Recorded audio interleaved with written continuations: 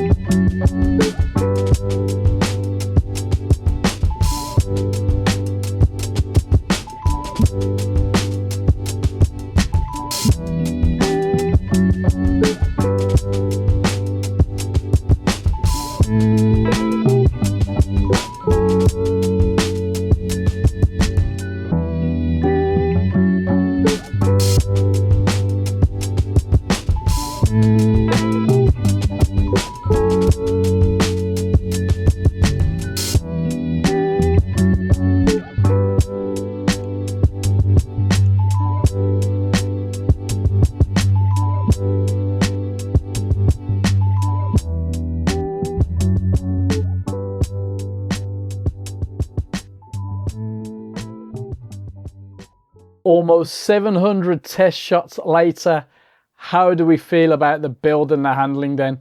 Well, the tiny size is either going to be a pro or a con, depending on your hands when it comes to working with this little thing.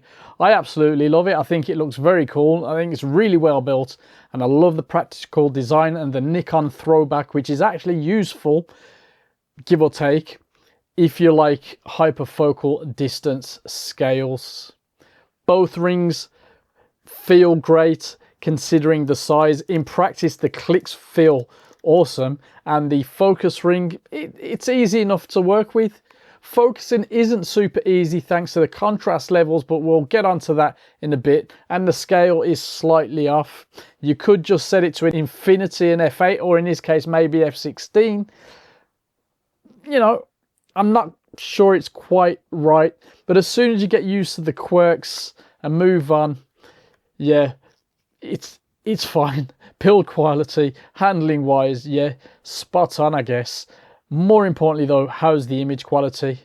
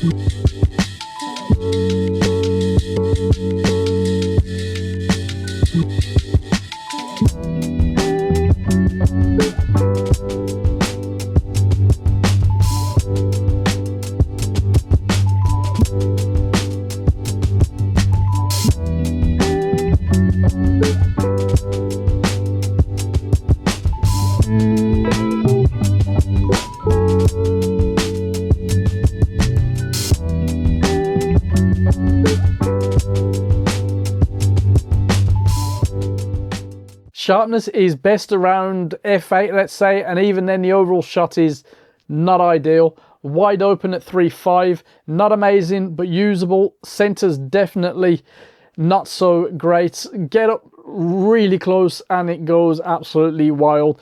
This is, you know, a bit more for landscapes, but the defects are still very noticeable. Color rendering, good. Contrast, good. Field curvature, evidently very present. It's not a fishy lens, but it's certainly not rectilinear either. So distortion, very evident. The closer you get, as we touched on before, this isn't a lens for precise shots. Sun stars actually pretty decent, around 16, 22. On the negative side, flare is wild. Vignetting is noticeable at the extreme edges, and it's probably best to work with it rather than trying to clean in post. You know, one of those character lenses. Bokeh hampered quite badly by the wild distortion when you're getting up close.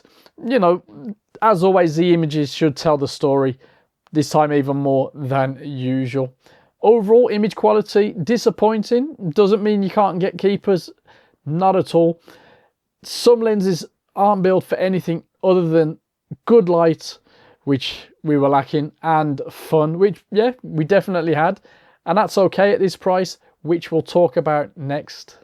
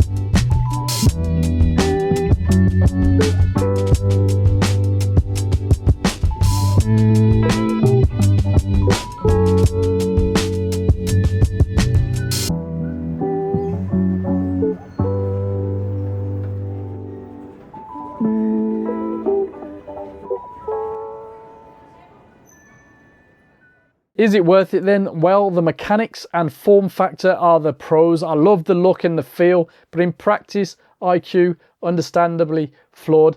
There seems to be a lot of reviews out there saying how amazingly sharp and fantastic this lens is, so either there's some serious quality variance or somebody is telling porkies. Those are the channels that get more gear sent to them these days. Welcome to YouTube. Here we keep it as real as possible. Not necessarily pretty. Test shots are test shots, but there you go. Now the Laowa 10mm that we looked at before is 3 times the price. 1 centimeter thinner roughly, and focuses 10 centimeters closer. They also have the 9mm, which I owned for a while, which is really good, but also more expensive. There's the TT Artisan 10mm f2, which we haven't tried. That is larger and twice the price. If you've tried it, give us a heads up in the comments. This thing at a retail price of £89 is okay value. Actually good fun, give or take, the IQ. But you know, there's definitely room for improvement in a Mark II version.